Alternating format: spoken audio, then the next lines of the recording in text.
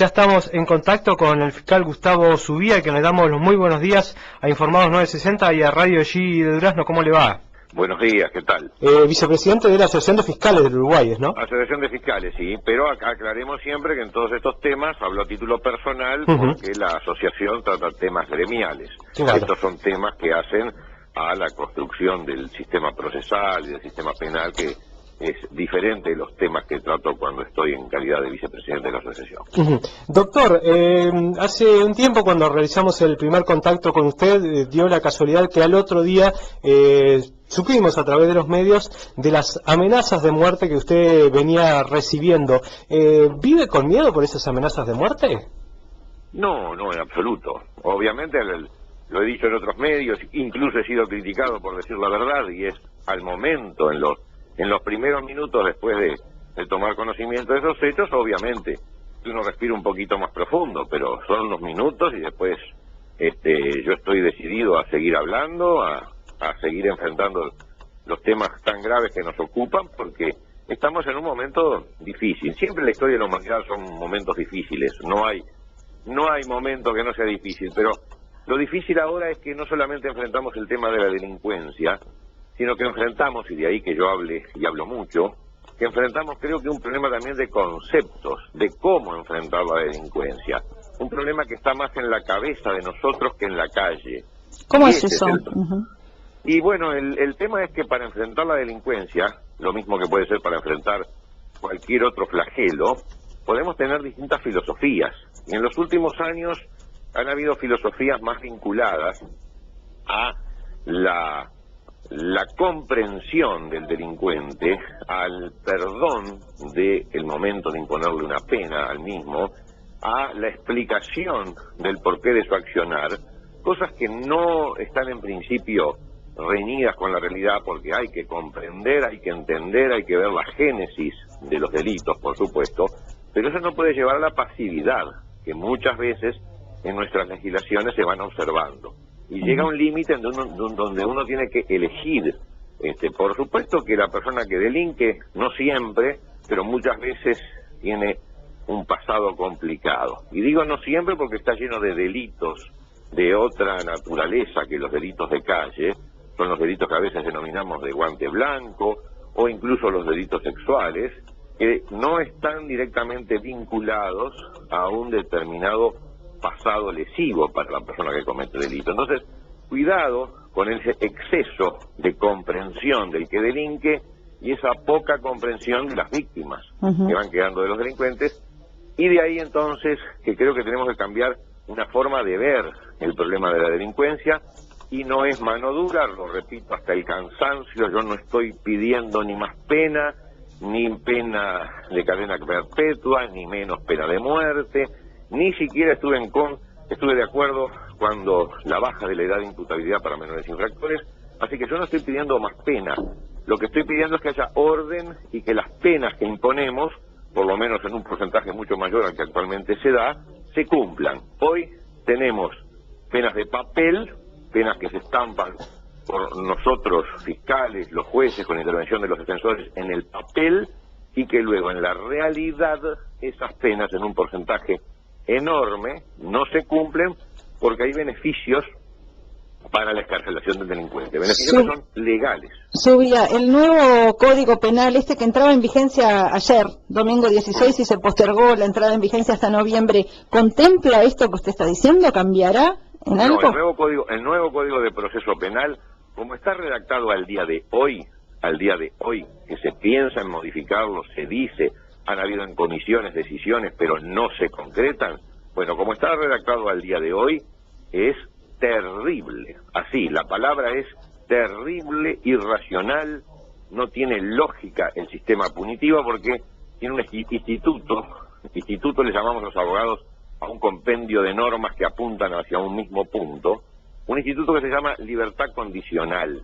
Y la libertad condicional, como está hoy redactado el código, va a llevar a que en un porcentaje brutalmente mayoritario, mucho más que al día de hoy, delincuentes, incluso sentenciados y condenados, que es a veces el gran problema que se dice, bueno, tenemos presos sin condena y por eso de aquí y de allá. Bueno, con el nuevo sistema, incluso delincuentes sentenciados, condenados a una determinada pena por el Instituto de la Libertad Condicional, no van a sufrir la sanción en un porcentaje mucho mayor que el que actualmente tenemos. Ese es uno de los temas. Y aunque se modifique, que yo tengo, la lógica me está diciendo que ese Instituto de la Libertad Condicional, lo han dicho ya varios dirigentes políticos, lo van a derogar, bueno, pero no se ve, pero aunque se modifique ese instituto, también el nuevo sistema mantiene una cantidad de beneficios escarcelatorios, liberatorios, que para mí, en mi leal saber y entender, no están de acuerdo con el momento en que vivimos y con el avance delincuencial que estamos viviendo. Eso no podía significar, desde hace mucho tiempo se habla de que las cárceles están sobrepobladas, de que habría que tener otro sistema, la justicia tendría que tener otro sistema para algunos delitos. ¿Cómo hacemos en ese caso entonces? ¿A dónde llevar a aquellas personas que deberían tener una condena y deberían ser presas para no sobrepoblar las cárceles que ya en sí tienen demasiada gente? Claro, mire, me propongo lo siguiente esta mañana, a ver si lo logro convencer a usted de lo que yo estoy diciendo, me doy por enormemente satisfecho, pero vamos a tratar de entendernos y le pido que me ponga todas las objeciones que usted estime pertinentes. Primero, punto 1, estoy de acuerdo en que las cárceles hoy están hacinadas.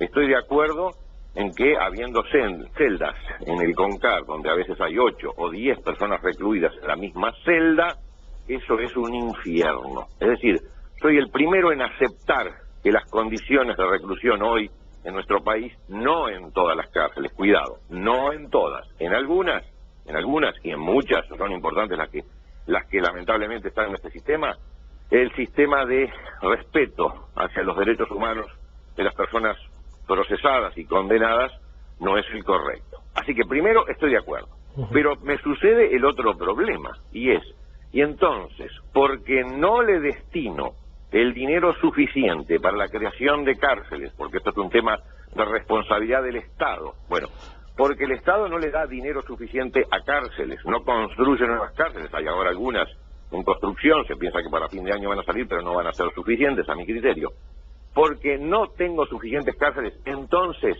libero en forma sistemática y a mi juicio abusiva, y si quiere después le tiro cifras, a las personas que cometen delito, para que incluso reincidan luego en sus conductas delictivas, porque tenemos una tasa de reincidencia del orden del 65%. Entonces, mi respuesta a eso es no. Y le pongo un ejemplo sencillito de entender. La clase de los gurises, el aula, tiene problemas de humedad. Usted tiene una clase con determinado número de gurises que supera lo que se recomienda para la educación. Y entonces, ¿qué hacemos? ¿Clausuramos el aula? ¿Decimos no damos más clase? ¿Dejamos que los chiquilines estén sin clase? Bueno, pondríamos todos el grito en el cielo, y lo hemos puesto, inclusive los gremios de docentes, así lo han manifestado y han impulsado reformas edilicias, y el propio Estado ha generado esas reformas edilicias. ¿Para qué? Para dar satisfacción a una necesidad primaria, la educación, por supuesto. Bueno, ¿qué sucede con las cárceles? Exactamente lo mismo. No es tolerable la idea de que porque el Estado no gestiona con dinero suficientes y con recursos para crear nuevas cárceles, entonces que la población diga, y bueno, como no hay donde ponerlos, vamos a dejarlos libres, ¿no? No tiene sentido lógico esa forma de razonamiento. ¿Y quién termina pagando los platos rotos con esta forma de razonamiento? ¿Los paga usted, yo, el vecino, la persona que se enreja, la persona que tiene miedo de salir a la calle, la persona que gasta en seguridad, etcétera, etcétera, etcétera? Entonces, el razonamiento no es válido decir, porque no tengo el salón de clase adecuado, dejo de dar clases o tiro chiquilines para afuera. No es válido. El razonamiento válido es, invirtamos, pongamos dinero, que el Estado siempre tiene dinero, bueno, pongamos dinero, hagamos esas inversiones en establecimientos carcelarios. Pero sucede, y le termino, que inaugurar escuelas a todos los gobiernos les resulta placentero. Inaugurar cárceles, entiendo, pero eso no quita que no se deba hacer, de que no resulta placentero, porque usted está inaugurando un lugar donde a la gente se le va a imponer una pena, y digámoslo con todas las letras. Se sueña con las rehabilitaciones, a veces las rehabilitaciones son posibles, pero en general lo único seguro de los establecimientos carcelarios es la imposición de una pena. Entonces, y termino, crear cárceles es necesario para evitar el hacinamiento de hoy, pero no es razonamiento a considerar lógicamente válido decir no tengo lugares, que el delincuente quede afuera. Ahora, si lo convencí, brillante, y si no lo convencí... Está pensando, está dubitativo, bueno, está pensando, a ver, pero ya está, tiene otra... Toma su tiempo con el frío. Ahora, esa es la opinión, lo dijo usted al comienzo, del fiscal Gustavo Subía. Esta situación de las cárceles hacinadas, de que no hay espacio, la situación de hoy, ¿generará alguna influencia en el momento de los fallos de los jueces? Porque nosotros todos los días leemos el parte policial de aquí, de la ciudad de Durazno. Nos cansamos de leer un delincuente con innumerables antecedentes penales y que queda en libertad, y así, y así, y así. ¿Será por esta razón, porque no hay lugar? Bueno, en la diaria en que yo trabajo con colegas jueces, colegas fiscales, defensores, uno de los razonamientos que permanentemente está arriba de la mesa es, y se lo digo textual, es, ¿y vos vas a mandar a esta persona presa sabiendo cuál es el estado del establecimiento carcelario? ¿No te parece que esta persona tendría que quedar en libertad con algún otro tipo de medida sustitutiva? De paso le hago un paréntesis, la medida sustitutiva es presentarse cada 15 días en la seccional, o hacer un tratamiento antidroga que en absoluto evita muchas veces que esa persona vuelva a delinquir. Cierro paréntesis. Ese razonamiento está permanentemente presente y es el gran razonamiento de todas las personas que no quieren el encarcelamiento del delincuente, diciendo la cárcel es un lugar que está muy mal. Y repito, no todas las cárceles, pero sí hay muchas que sí. No es de recibo. A ver si su compañero terminó de pensar y me explica si el sistema es dejar a los chiquilines afuera de las aulas porque las aulas están en mal estado, o rápidamente modificar las aulas y hacer aulas suficientes para que los gurises puedan entrar en situaciones de un mínimo de confort. Bueno, para mí no tiene sentido, es lo que usted me está diciendo. Tenemos, y ahora escuche las cifras, un 38% de procesados sin prisión, que en algunos casos yo puedo estar de acuerdo, yo mismo solicito en casos muy puntuales procesamiento sin prisión, pero a mi juicio es enormemente abusivo que el Estado, casi un 40%, más de la tercera parte del delincuente al cual se sospecha, y hay semiplena prueba de la comisión de un delito, quede en libertad. Después tenemos otro 40% que cumple entre la tercera y la mitad de la pena, porque eso lo escarcela rápidamente. Y recién de un 20% que son los delitos graves, es que comienza muchas veces a cumplir la pena, y en muchísimos casos no culminan de cumplirla porque hay otros beneficios, como la libertad anticipada, como la reducción de la pena por trabajo o estudio, como las salidas transitorias, etcétera, etcétera. Bueno, creo que es poco serio. Tenemos un sistema de sanción penal que es poco serio, y ahí me remito a lo que usted dice cuando escucha los partes en cuanto a las personas que entran y que salen de los establecimientos de detención con una velocidad tal que no llegamos a imponer penas en serio, y lamentablemente para la convivencia social es necesaria la sanción. Ahora, Subía, usted tiene que convencer a mi compañero Andrés, pero sabe que quien habla, Melisa Muñoz, además de estar en la comunicación, en esta radio, es docente, y sé bien de la situación de la que usted habla, de los salones, de las clases superpobladas, pero desde mi función docente me encargo de usar estrategias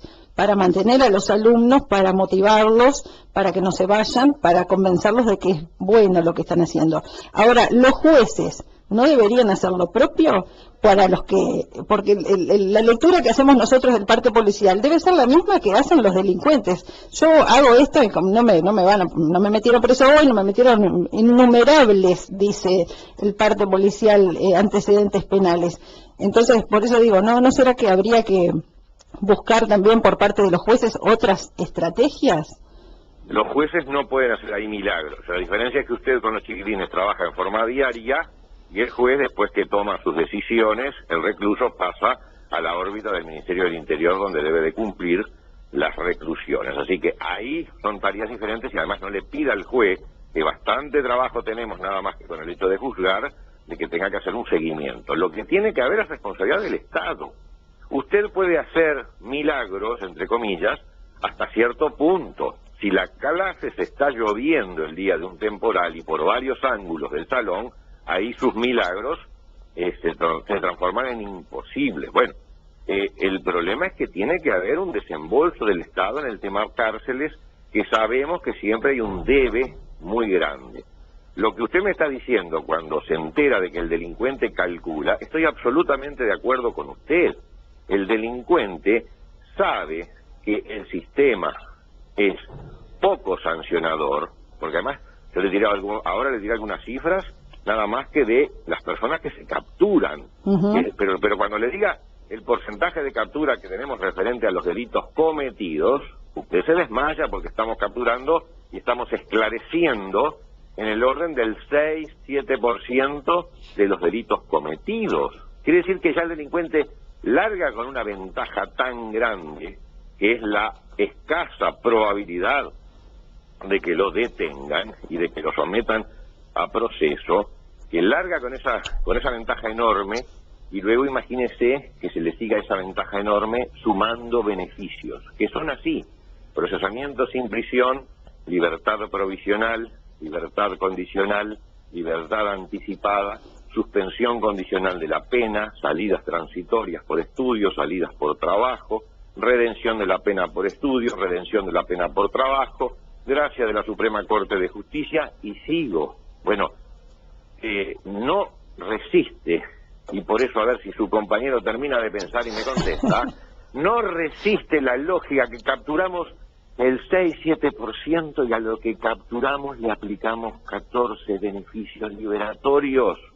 ¿Qué delincuente no hace su cálculo?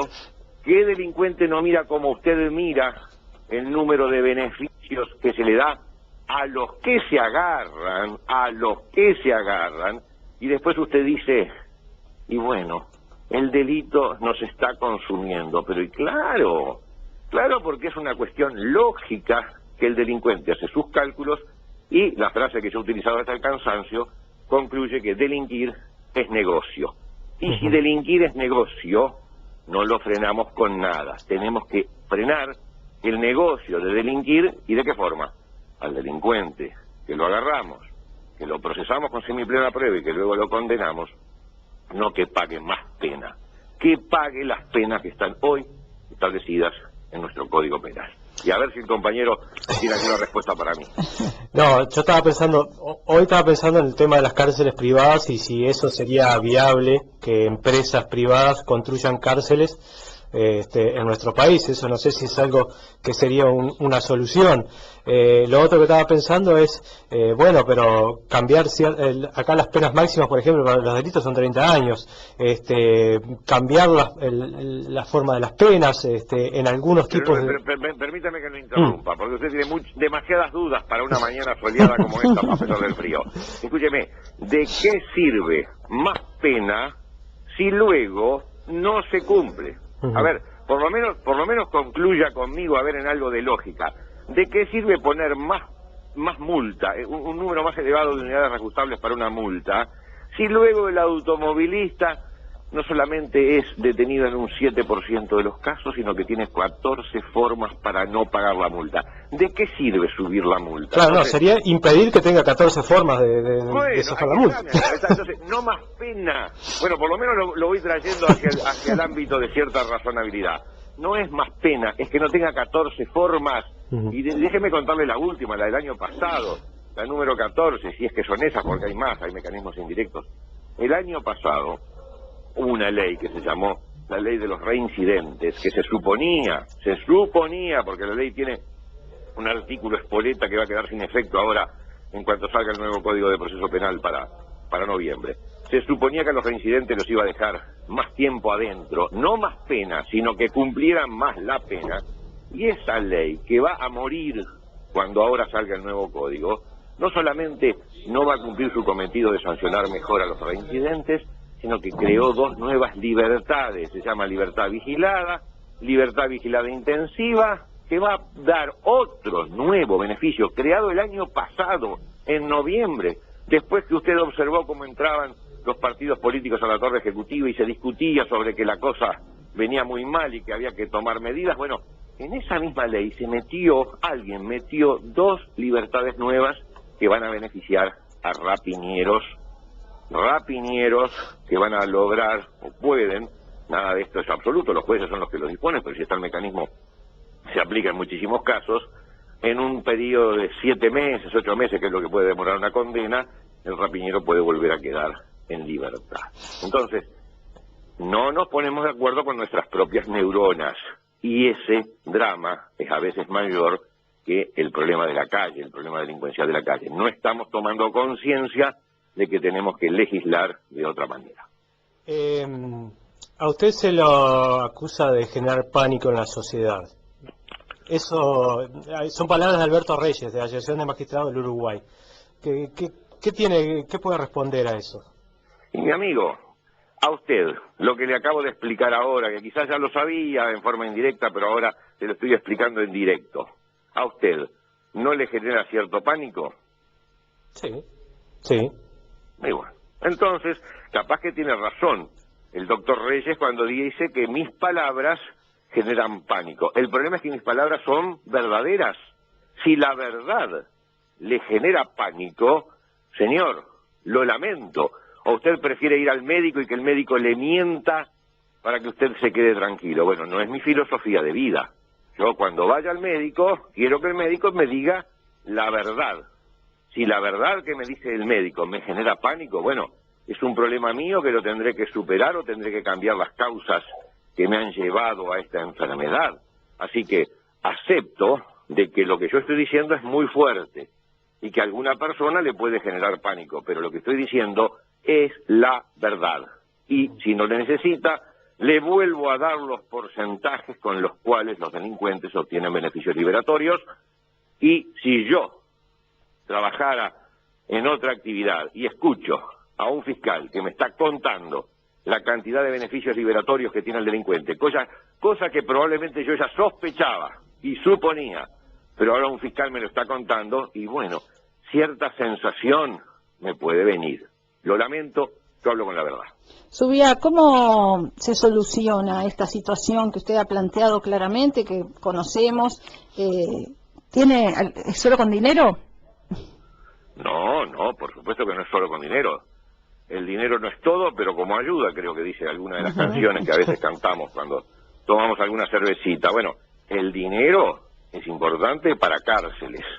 No solamente dinero, organización, un régimen que las cárceles permitan que los funcionarios carcelarios tengan el control efectivo de los establecimientos penitenciarios y no muchas veces con un escasísimo número de funcionarios que les impiden tener el control efectivo de determinados módulos, de determinadas cárceles. Así que hay una fase de dinero, hay una fase organizativa y hay una fase legislativa. Muchas veces se le pide a la policía que capture. Le pedimos quizás todos, ustedes también le solicitan a la policía que capture. Y la pregunta, que si genera pánico, lo lamento, pero yo hablo clarito. La pregunta es, el policía captura, y si el sistema judicial, no porque el sistema judicial lo invente, sino aplicando las leyes que hace el Poder Legislativo, si el sistema judicial libera y no se cumplen, no digo la totalidad de las penas, no se cumple muchas veces ni el 50%, ni el 25%, ni el 1% de las penas. Bueno, si el sistema judicial no puede imponer las penas pertinentes, que la policía capture no es la solución. Entonces, no le pasemos, como se le pasa muchas veces, al Instituto Policial y al Ministerio del Interior, más allá de otras carencias que no es el momento de hablar de ellas. Vamos a dejar también las cosas en clara. Pero no le pasemos toda la factura a policía, si luego el policía detiene, lleva al juzgado, y en un 38% de primera, es decir, en las primeras 48 horas, ya las personas procesadas quedan libres. Y obviamente que los otros porcentajes no se los voy a volver a repetir, pero son enormes los mecanismos liberatorios. Entonces, ¿cuál es la motivación que puede tener un policía sabiendo que él hace su trabajo muchas veces con riesgo de vida, o no lo sabemos a esta altura del partido, el riesgo de vida de los funcionarios policiales?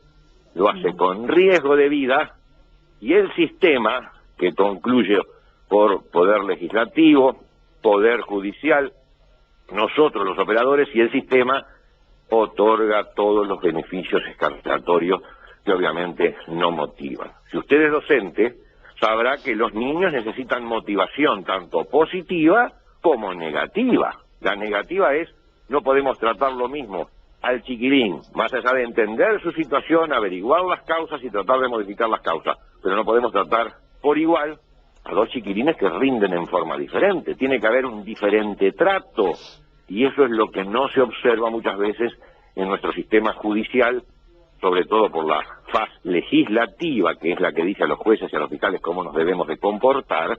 Da tantos beneficios que entonces estamos tratando igual muchas veces a personas que cometen o que tienen conductas muy diferentes. ¿Cómo se soluciona?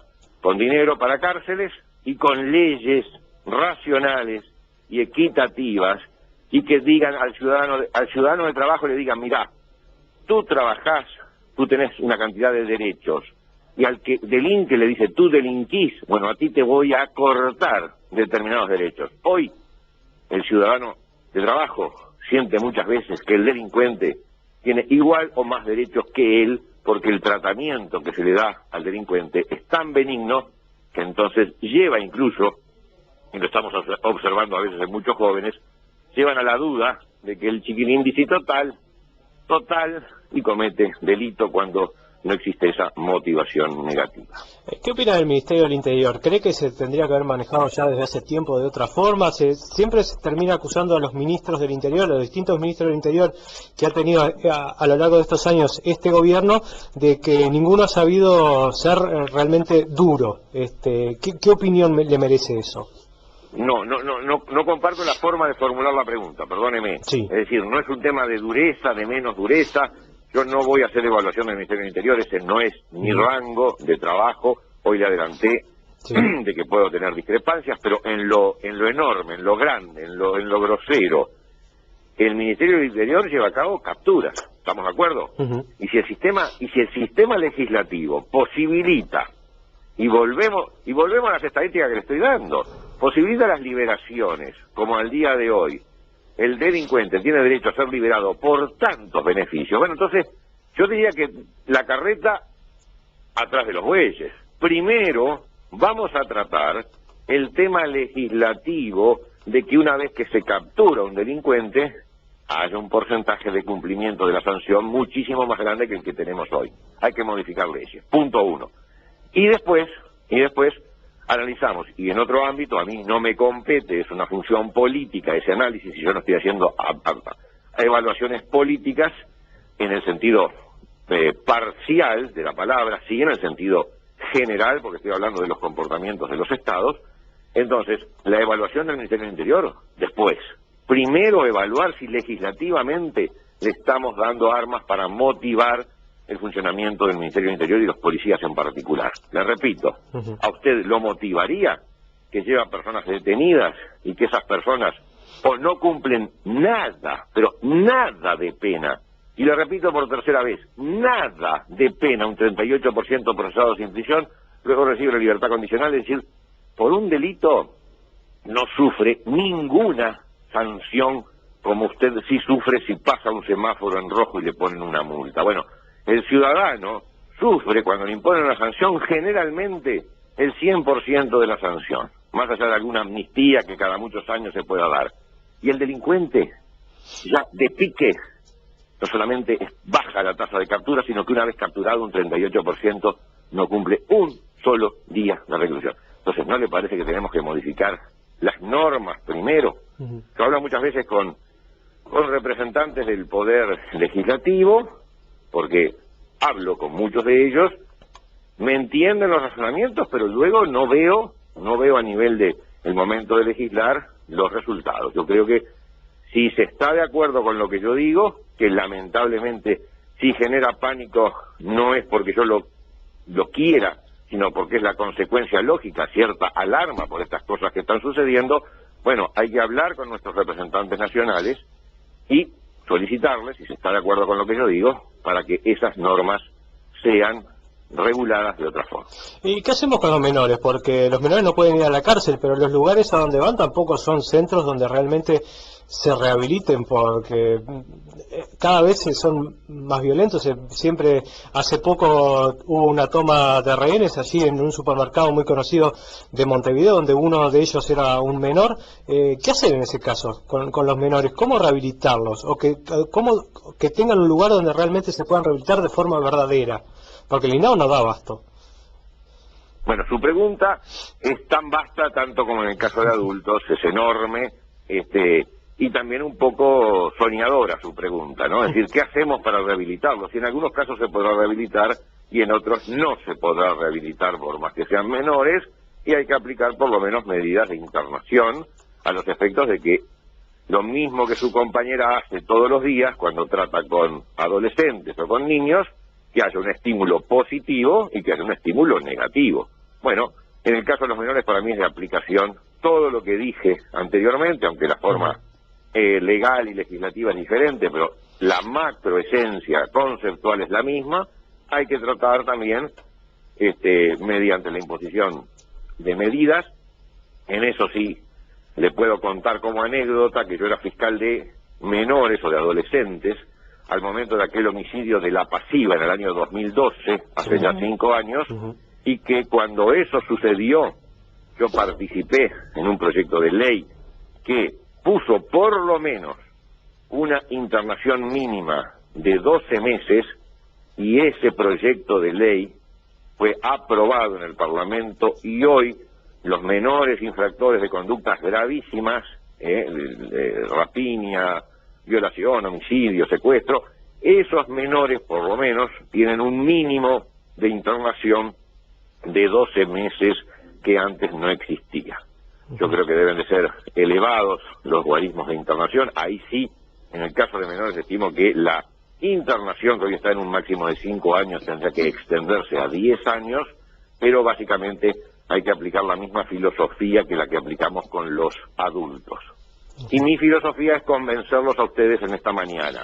Si no lo he logrado con todo lo que les he dicho, díganmelo de frente y culminaremos con la misma buena relación que tenemos, pero sabré si tuve capacidad convictiva o no para con ustedes. Antes de convencernos tenemos otro planteo para hacerle rápidamente, mire, porque se nos termina el programa y porque lo queremos dejar que disfrute de este sol. Antes de que se termine el programa, contéstenme algo de lo que yo les estoy diciendo. Mire, fiscal, caso ANCAP, estafa de FONASA, que ahora fue últimamente presentada por el diputado Rubio también para que se analice. Nos gustaría saber qué opina sobre estos procesos. No puedo, de temas que no son míos, no puedo opinar, no solamente desde el punto de vista legal, sino desde el punto de vista ético. Son otros los colegas que están interviniendo, así que directamente no puedo opinar. Puedo hablar en estos términos generales de los temas delincuenciales, pero no en los casos particulares. ¿Y de la propuesta de eliminación del artículo 162 del Código Penal presentado por el senador Michelini?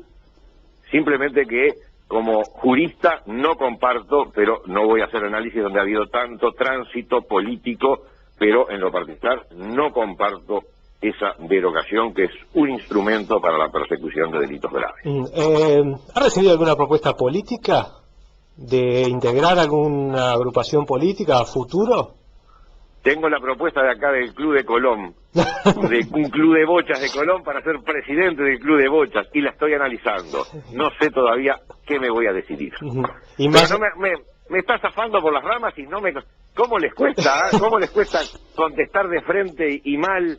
A ver si ustedes no comparten que hay que modificar nuestro sistema legislativo procesal, porque el delincuente tiene excesivos beneficios para recuperar su libertad y no purgar un solo día de sanción. Bueno, le vamos a ser sinceros acá. Cada vez que leemos los partes policiales que mi compañera le decía, siempre nos mirábamos y bromeamos justamente con eso, que cada vez que hay un delito, hace poco un delincuente que había robado una moto, que iba con la moto robada, que fue atrapado con la moto, fue liberado declarado sin elevar antecedentes, y justamente siempre comentamos de que nos parece extraño de que eso ocurra, y cuándo vamos a empezar a ver que en realidad tienen algún tipo de condena. Así que sí, seguramente nosotros pensamos de que debería haber algún cambio. Nosotros estamos como usted, Subía, no podemos emitir juicio de opinión, porque lo que hacemos es entrevistar a los que saben, conocer y dar a conocer aquí a través de Radio G las opiniones de quienes están en el tema, empapados en eso, y bueno, después cada uno sacará sus propias conclusiones. Bueno, igual me doy por satisfecho porque intuyo, de acuerdo al tono de vuestras respuestas, intuyo un marco de comprensión para lo que estoy diciendo. Se comprende porque se vive la situación todos los días. Vivimos enrejados, vivimos con pagos a empresas de seguridad, y que puede, cuidado, el que no puede sufre más, vivimos con temor en la calle y vivimos con indignación, que es lo que a ustedes les sucede cuando leen las distintas informaciones que reciben de los delitos. Vivimos con indignación. Ojo, les aclaro una cosa, eso no lleva a que yo, por ejemplo, en el último turno, tuve turno en Montevideo, estaba con la mitad de Montevideo porque tenía 2 turnos a mi cargo, así que estábamos hablando de unos cuantos cientos de miles de personas en el turno en el que yo actué como fiscal, y tuve algún caso en donde yo mismo pedí el procesamiento sin prisión para una persona. Era, por ejemplo, un compañero de trabajo que le había robado a su compañero, o le había tomado indebidamente prestada por unos minutos una tarjeta de crédito con la que había efectuado operaciones en su beneficio personal. Se han hecho públicos otros temas parecidos con tarjetas, ¿no? Por tarjetas, pero le quiero explicar, así como estoy absolutamente en desacuerdo con ese altísimo número de procesamientos sin prisión, y muchas veces por delitos que se cometan y que generan esa alarma pública, hay casos, y por eso le contaba de compañero de trabajo, donde la persona reparó el daño, y a partir de esa reparación del daño y el arrepentimiento pertinente, yo solicité procesamiento sin prisión, y en un caso hasta peticioné, semejante a el archivo de las actuaciones por razones de oportunidad. Quiere decir que no es que yo me transformo en un ser demente y que pide sangre, ni nada por el estilo. Es un tema de razonabilidad en cuanto a que hay determinadas conductas que en el acierto o en el error el operador las califica como de escasísima peligrosidad, y hay otras que el operador las debe de calificar como de enorme peligrosidad. Bueno, la persona que mediante despojo a una persona, a una señora que va caminando, le quita su cartera, le roba todo, no solamente el dinero que tenga, sino recetas, llaves, lentes, es decir, le destroza la vida de ese mes, le genera el pánico futuro. Bueno, no es lo mismo que un compañero de trabajo que repone, por ejemplo, el dinero, como fue los casos que yo tuve, en donde la peligrosidad de esa persona está limitada a un escasísimo número de personas a su alrededor, y que ya recibe muchas veces la consiguiente sanción por haberse descubierto la operativa. Bueno, casos y casos. Cuando la persona es una persona de trabajo y comete un error, es una cosa. Cuando el delincuente es profesional y se dedica a eso, generando lamento, el pánico que hoy estamos muchas veces soportando, ahí es que mi conducta se transforma, y sostengo lo que estoy diciéndole ahora a ustedes. Debe haber sanción penal efectiva. Bueno, le estamos agradeciendo por todos estos minutos, por toda la información que nos brindó, y lo vamos a conminar, como dice otro colega comunicador, para cuando asuma la presidencia del Club Colón, lo volveremos a entrevistar. Señora, estoy ahora, mi hijo, porque yo soy viejo y carcamán, pero mis hijos me impulsan todas las sugerencias que me quieran hacer llegar, los escuchas de ustedes. Estoy con un tal Gustavo Subía, arroba Gustavo Subía, desconozco, es ahí una cuenta de Twitter donde bienvenido sea. Arroba Gustavo Subía. Arroba Gustavo, ves que hasta en eso necesito educación yo. Pero todas las ideas o sugerencias, bienvenidas serán, porque es un mecanismo nuevo de comunicación que veo que tiene tiene gran capacidad operativa. Todavía le agradecemos mucho su tiempo, seguramente volveremos a estar en contacto con usted, digo, porque la sociedad va avanzando, va cambiando y bueno, y queremos escuchar sus palabras, que también usted hace una lectura muy buena de esta sociedad, así que seguimos en contacto con usted, próximamente tal vez volveremos a estar en conversación y bueno, de nuestra parte muchísimas gracias por estos minutos con Informados 960 con Radio G de aquí de Durán. Muchas gracias a ustedes. Buenos días.